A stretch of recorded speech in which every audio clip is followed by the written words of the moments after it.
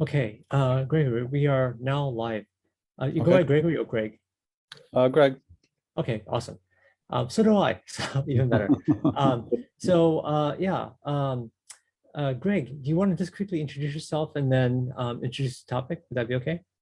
Sure. Yeah. My name's Greg Faris. I actually live in Menlo Park, but I'm often in Palo Alto. Actually, we're very close to the border, and I've been bicycling around Palo Alto, Menlo Park for 42 years, and I'm pretty familiar with, you know, the hazards of riding a bicycle, which are not insignificant.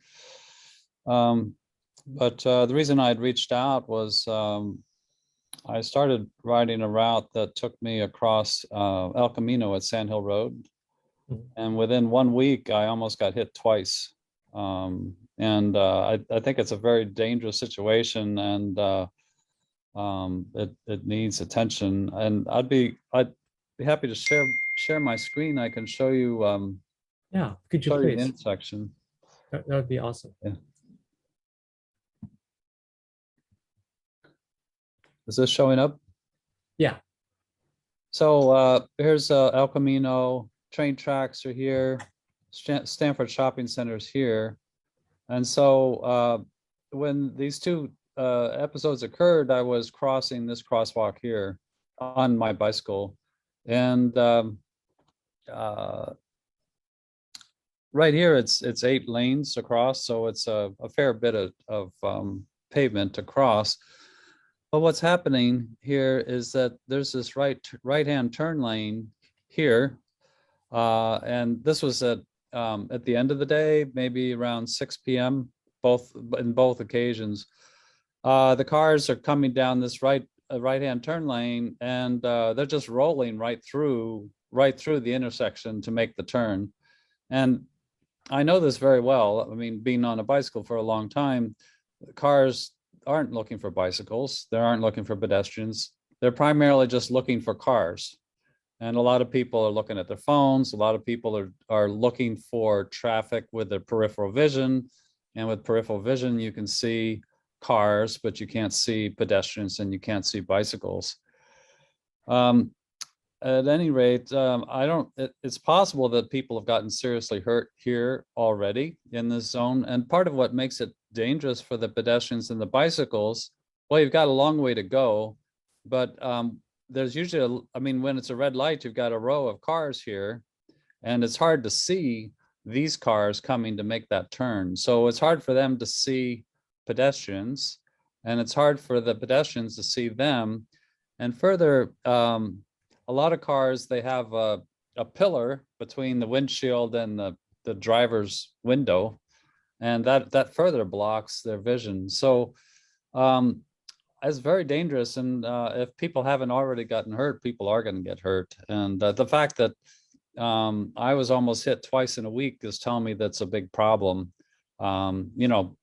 If you go into statistics, you could say, well, it's not impossible that it would be a very rare event that would happen in 1 week, but I'm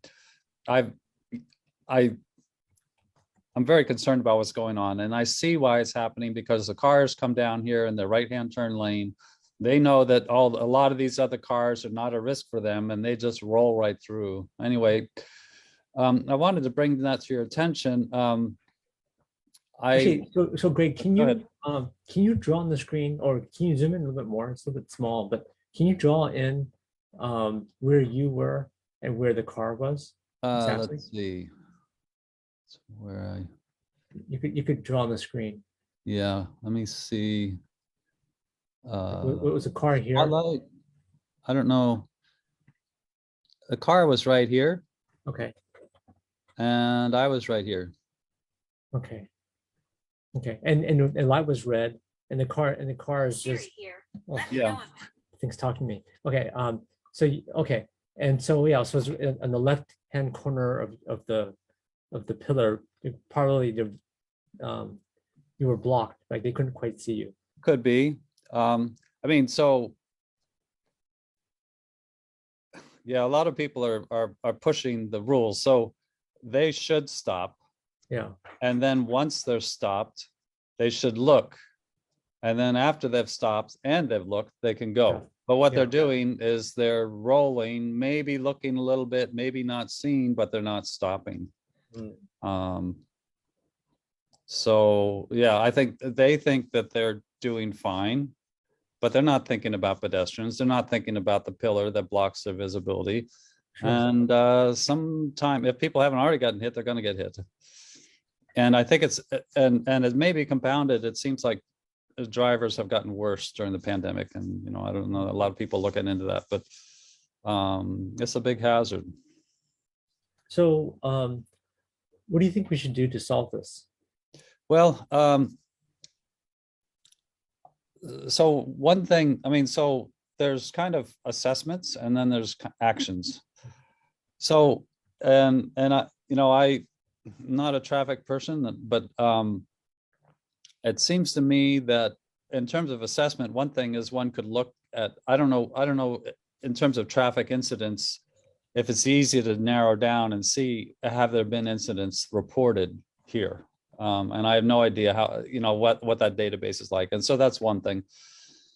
Another thing is, and I don't think that the city wants to take an action just based on one person who said they almost got hit twice, and maybe they will. I mean, it's clear to me, it's clearly a big problem. But another option would be, in terms of assessment, would be to put a camera and just look. And I've thought about just taking my camera out and doing it myself. And if there's no other way, maybe I would do that. Just go out there and film for a while. So I think that either one of those things, either looking at traffic incidents or recording what's happening in the intersection, will confirm what I'm saying, that there's a problem. And other people have told me the same thing about people rolling through that light, and it's no surprise. I mean, people are doing that all over the county, all over the Bay Area, all over the country, rolling through red lights, making a right-hand turn. In terms of actions to make it safer, one possibility would be to, I don't know how much this would help, but to actually put the have the cars stop further back from the crosswalk, because the stop line is here. When a pedestrian or a cyclist is coming across, there's kind of a wall of cars, and depending on what they are, I mean, if they're trucks or SUVs or minivans, you can't see here. And if that line was pushed back, and I don't see why there would be any risk. And in fact, you look at this left-hand turn lane, that's way back here. So, I mean, pushing that back would give the drivers more visibility before they enter the crosswalk, and give the pedestrians more visibility before the cars are right on them. And the other thing, is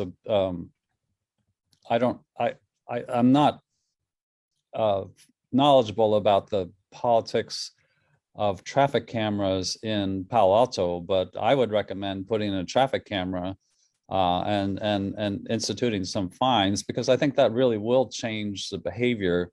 Because what happens is that people come up to the intersection, the car in front of them rolls through, they start rolling through, and if you start turning it, I mean, the more people who are rolling through, the more people will roll through. And if a couple of people get tickets and they stop and they don't roll through, then I think the rest of the traffic will. I think the impact of tickets go beyond the person who's received the ticket. But just out of curiosity, what is the Palo Alto stance on traffic cameras? We don't have any in our city, although I know that Menlo Park does. And in fact, I heard that one of the number one ticket you get from the red light cameras is actually a right turn on red. That's actually the most popular of all the tickets. It's very rarely you're in a central lane, you just go right through. But very, very common for cars to not stop when making a right, like they're supposed to. Yeah, and now that I think about it, I haven't had the issue here because I don't travel this intersection a whole lot. But I remember, I was in Menlo Park. I was biking in Menlo Park, and I think I was on Willow. And when I was biking on Willow, I forgot the cross street, but it was past El Camino. I forgot which street it was, and this car didn't like.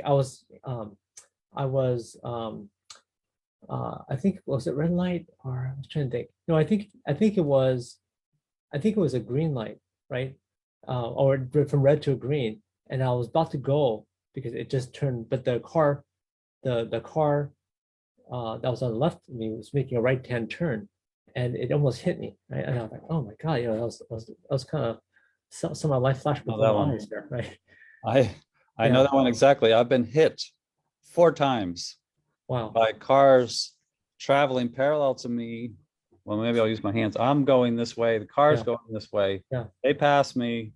They slow down and they turn. Yeah. I've been struck 4 times, and I'm embarrassed to say it took me 4 times to learn. But you can always tell when the cars, and I don't think any of them had their turn. That none of them had their turn Yeah, signal. exactly. That's the thing about they don't turn their turn They signal don't on, put so you don't put it know, on right? because they're all the way over in the right, and they're making right into. They don't see the point, but Yeah. they always slow down just slightly before they turn. So Yeah. if the car is in that position where they Yeah. could hit me, and if they slow down even the slightest bit, I'll slow down. But because I've been hit 4 times Yeah. by Well, by exactly that, and actually almost hit a couple other times. Um, there's a middle schooler a couple years ago who got hit and died on El Camino and California. So a truck, I'm not sure the exact setup, but basically a truck was making a right and wow. basically killed the kid. Oh, So yeah, so yeah. right-hand turns definitely are problematic, right? And I've experienced it myself. Um, in your case, it's a little bit different where you're crossing the street, and I think um, I think yeah, I think they're just so red light cameras is a possible solution. I know that they're very controversial because some people feel they do give a lot of tickets out. They give a lot of tickets out, but they can be very effective in terms of preventing tragedies, right? Yeah. I mean, and there can be different reasons for having them, but I mean, you could have them to raise revenue, or you could have them to change behavior. Yeah, And I mean, there's always going to be people who say, well, you just have it to raise revenue. But I mean, if the cars, so I mean, this particular intersection, I think is quite dangerous. And maybe the first step is to do some kind of assessment. yeah, Because if cars are rolling through there routinely, then you have to do something. So you could put an officer out there. yeah. But that's Or crazy expensive, right, to do. yeah, yeah. So I mean, I think if I'm correct, and they're just rolling through like all the time, something should be done. So, I mean, Yeah, is it possible to put a camera out to monitor and see, yeah. They have how these they, cameras. They're actually quite nice. They're used for like temporary monitoring. They have like this little extension pole, so they chain it to a pole, and then so we do that all the time actually. okay. Um, but I don't know. I think we kind of know the issue. The question is how do we solve it, right? Okay. I mean, it's not just this intersection, but it's one thing I've been really looking to quite a bit is protected bike lanes. Now, it wouldn't necessarily solve this problem, but I'm just trying to think of you know um, one of the big reasons we did a survey. We asked why, because like in our area, like Menlo Park, Palo Alto, it's like ideal biking weather, right? It's rarely rains. It's not too hot. There's no hills, right? It's pretty ideal, right? Yeah. So and we're trying to figure out like why don't more people want to bike, right? The school kids bike, but a lot of the adults don't bike. And one of the bigger reasons why is because um people don't feel safe, right? Because people get hit, I think, and that was the overwhelming reason why people didn't want to bike was because of they didn't feel safe. Yeah. And so like um and then if we look at our city, our city has a goal of trying to get trying to be very eco-friendly, and the vast majority of our greenhouse gas actually is from cars, right? And you can try to get people to carpool, but fundamentally the thing that you have to get people out of the cars, right? You either need more public transit, which is hard in a low density area like this, or you need to get people out on bikes, right? But the problem is people want to bike, they don't feel safe, right? Right. So whenever it's a bike versus a 2-ton car, the car wins every single time, right? So yeah, so I've been thinking about how do we make people feel safe. So protected bike lane is certainly one way because there's some sort of barrier between the biker and the car, and that helps a lot. But still, these intersections are tough, right? And one thing I've seen so I used to have an office in Shenzhen, China, and of course it's a much bigger city than this area. But what they do is it's actually quite interesting. Is they completely separate out the pedestrian traffic from the car traffic, and so they would have like literally a bridge. They would have like a pedestrian bridge, like on like a street like this, the pedestrian bridge, so you could just cross, right? And they actually have like these and the steps are interesting because on the center of the steps they have these built-in ramps where you could walk your bike up. You could walk on the stairs, and then you don't have to lift your bike up. You could have these you couldn't really ride up, not unless you're like really just incredible shape, but you could just like like um pull your bike up, right, along a ramp. So it's not that hard.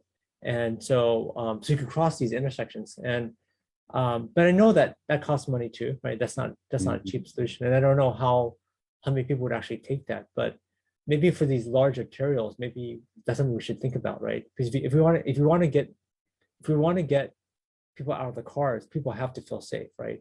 Yeah. There has to be, and also if you could do something like that, then it also makes the travel time faster, right? You don't have to Right. you don't have to wait for the light, right? Either overpass or underpass. Probably overpass is cheaper, right? But that's another solution. It's just expensive, right? How do you do it? But if we would do a lot of them, let's say we try to do that, throughout the city or area, right? Then it's probably not that expensive. We're just doing one, it gets crazy expensive, but Yeah. yeah. But that's what I've seen, Also, like what Shenzhen did was that they just totally separate out the cars and bikers. I mean, right. the cars from the bikes and pedestrians. And so yeah, I mean, so like as a result, a lot of people bike or walk because they don't feel. In fact, you kind of have to even see like that. It's so many people, like 20 million people. You just have to, right? Mhm. But that's another solution. That's just expensive. But another way is changing people's behavior. Yeah. But what Yeah. I do sometimes myself, just to kind of because I've seen that too myself. I've never got hit, but I've seen it. What I do is I ring my bell just as I cross, just to kind of get people's attention. But a lot of times they don't hear it. They're just Right. they're not focused on it, right? They're Right. Right. they're trying to get where they're trying to go, right? And that's also really a very wide turn, right? So it's easy for you to go pretty fast on it. Hmm. Yeah, and it's going from a fast street to another fast street, right? So Right. people just want to make a fast Yeah, I turn. think they're going from a highway to a highway, and it's an on-ramp. Yeah, yeah. Um, but I know. What do you think about a pedestrian bridge? At that intersection. Yeah, but see, it's different in China because they can do them kind of cheaply because in the United States you have to have these ADA compliant ramps. So the ramps have to be like these 1% or 2% grade, like really slight. And what they do in China is they're not ADA compliant whatsoever. They're just basically a staircase, right? And then they just on the center of the staircase they fill it in with concrete, so it's like a ramp. Okay. So it's absolutely not ADA compliant. Nobody could probably pull themselves up with a wheelchair. It's not meant for that. It's just Yeah, meant yeah, for you to be able to take your bike over, right? Like take it up without having to carry it up, right? yeah. Yeah, there are a number of bridges around. There's one across Woodside Road. There's one at the Home Depot across 101. Yeah, but those are really expensive bridges because Yeah. because like that bridge across 101. Well, that's the East Palo Alto Bridge. So that wasn't that. I think that was like 9 million or eight to 9 million, something, Wow. like, which is still expensive, right? Mhm. But we built one in Palo Alto. I think it was like $15 million, right? Wow. Yeah. So The other thing, I guess, about this location, I mean, across 101, there's no way for a pedestrian to go across. But if one were at this intersection, a lot of the pedestrians would keep going across the crosswalk in spite of the danger, because it'd be a lot longer across the bridge. Maybe some of the bicycles too.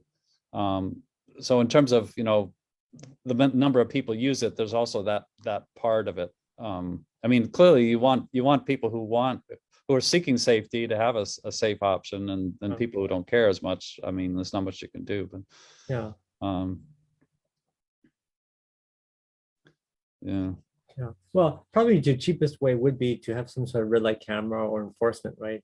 But it's like it's like enforcement has to be kind of somewhat continuous, otherwise it kind of fades, right? So relay camera would probably be the best, but it's very controversial. A lot of people don't like it because, I mean, a lot of them perceive them like actually like for the company that does this, I think they will install the equipment for free, and then they can take a rev share out of the Yeah, citations. yeah. So Well, people, I mean, it's really on the drivers, because if it was 1 in 1,000 drivers that does it, then there would be no need to put a camera in for safety. Well, it'd be a small need, but when so many are using it, they've brought it on themselves. yeah, So if they change their behavior, then there's no need for the camera. And I don't know. I mean, you would be in the. I mean, the council would be in the hot seat on this, but I mean, you have to make a choice, because I mean, the other option is wait until somebody gets seriously hurt and then put in the camera. But you don't want to do it that way. yeah. Yeah, I mean, I think fundamentally, in my mind, the best way is actually to separate out the cars and the cars and the bikes, right? I think fundamentally, I think that's the best solution, so that there's you don't have this kind of conflict. Yeah. Well, what are we going to do in the 2020s? I mean, that's 2030s. I know. Yeah. Maybe. Well, I think if it was a China style bridge, that could happen very quickly. Right? These are not as elaborate as our, as like a bridge over 101 where it's like, I mean, but yeah, I mean I think that just would not fly here, right? Something like that. Yeah, I don't know. I mean, maybe there's another more elegant thing where maybe it could be like a bike tunnel, right? Yeah. that could start from, let's say, I don't know, over here somewhere, right?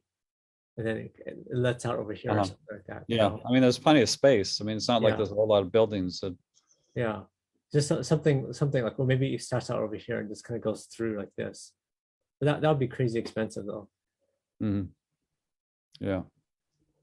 But yeah, Well, something needs to happen, or something. You're gonna start racking up casualties. yeah. And Well, I maybe mean, we already are. there's a big push to try to get people to bike more, and and there's electric bikes now, right? Electric bikes, what would be kind of a tough ride for some people now becomes a very easy ride. So, so the technology is enabling more people to want to bike, but people have to feel safe. Even if it's easy to bike, if they don't feel safe, they're just not going to do it. Right. And I don't think there's another way across, right? There's no other easy way across El Camino No. anywhere. Yeah, and I'll tell you, I mean, we want more people on the bikes, but if one of those 2 events I had been hit, I'd probably be off the bike. I mean, because I'm not a young guy, it's not going to be easy to recover and get back on the bike to start with. Yeah. And my wife's just going to say, "You're not getting on that bike anymore." I mean, if I'm in the hospital for a month, she's going to say no. Yeah. And so you have one less cyclist, one more driver. Yeah. Which we don't want. We want more cyclists. Yeah, it's unfortunate, right? I mean, there's this gas prices are like $7 or whatever, right? And yeah, we want to, for the environment, sake of the environment, we're trying to cut down on the number of cars, but yeah, I mean, this we have to have a solution to this. Otherwise, I think maybe a bike tunnel might be a good thing, at least in this area, because there's enough space around here that you could do it.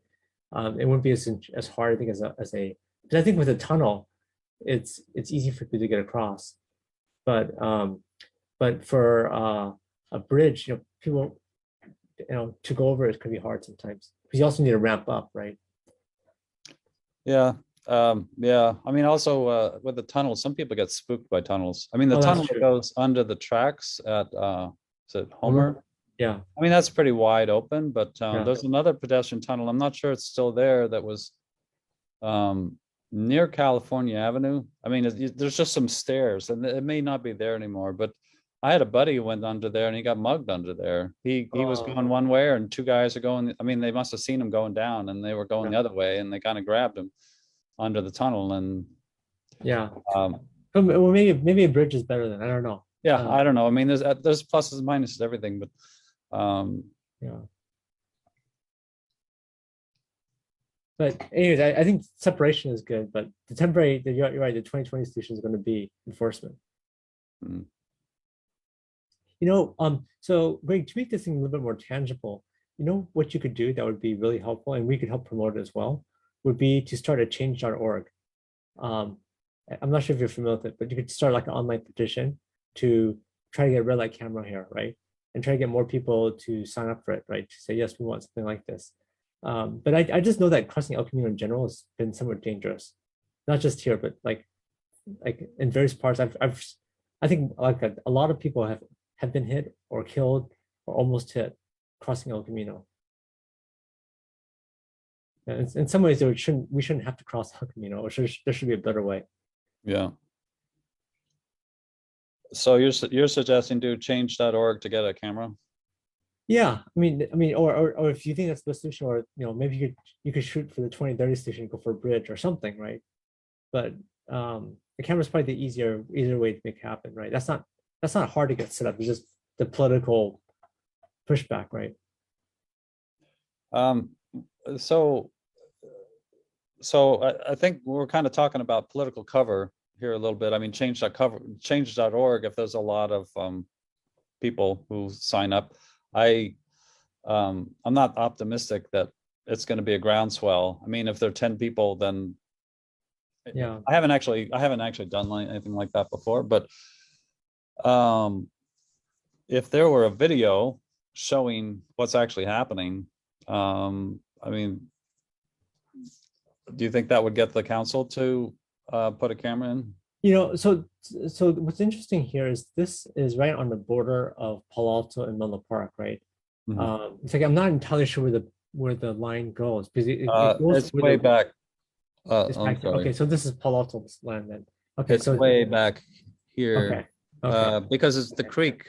Well, yeah, it's a actually, creek. yeah.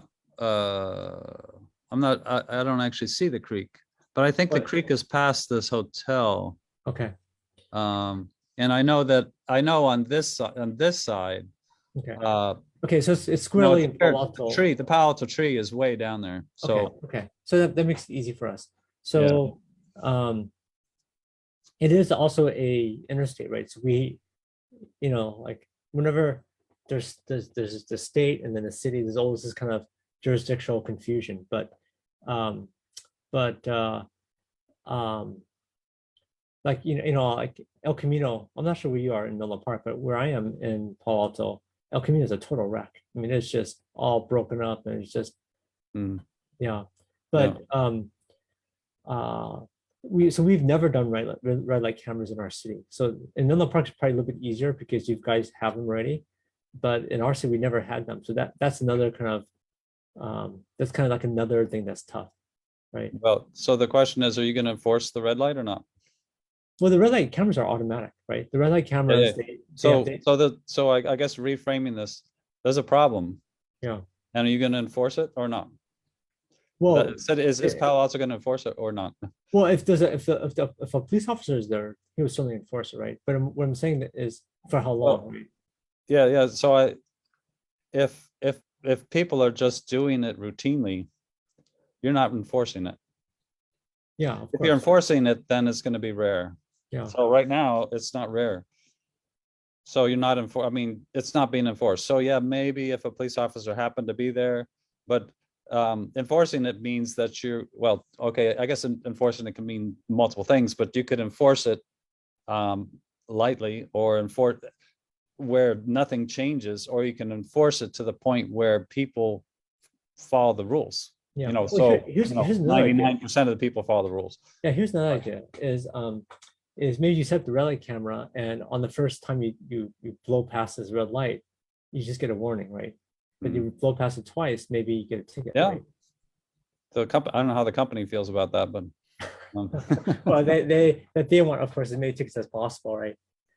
yeah, I like that idea. So once per license plate, you get a freebie Yeah. with a note that if you do it again, I like that idea. Yeah. What they do actually is they take a video, so you can actually see yourself Yeah. going through there, and so you get a little video, and you can Mhm. see that you can see the light too, right? So you can see yourself blow Right. past that light, right? Right. And so it's really hard to contest. Mhm. Do you think that would fly, the warning? I've never tested the temperature for red light cameras in Palo Alto, so I don't know actually. I'm not sure. But it is a solution, right? It is a solution to this problem. And it's something that if you go down El Camino towards Menlo Park, you guys have a bunch of them, right, on El Camino.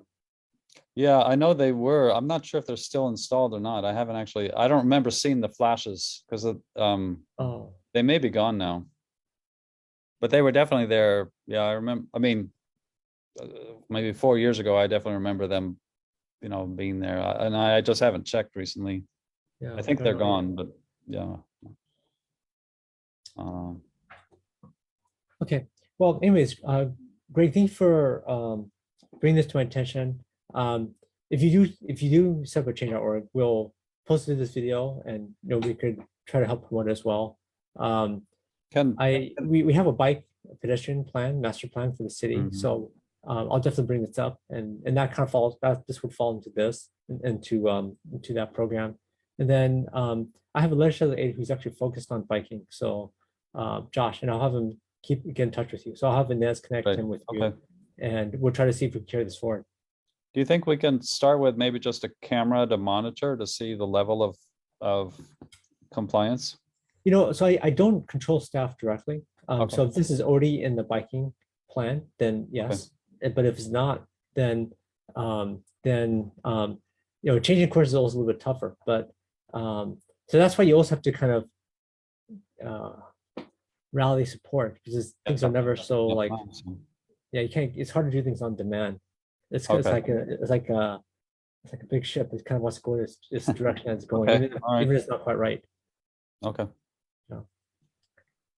Okay, but Inez, Okay. Yeah, I'll look forward to hearing from Josh and yeah, so Inez, connect Josh with Greg so that he can help follow up. okay. Yeah, I'll do that. Well, Greg, I really appreciate your time. I know that that your job is tremendously demanding, very little appreciation, a lot of complaining, but I greatly appreciate it. No problem, no problem. But thank you for letting me know. I'm a big biker myself, so I think this is important. Yeah. All right. Okay. Well, have a Enjoy good your evening. work. All right. Okay, thank you. Thank you. Okay, bye. Bye.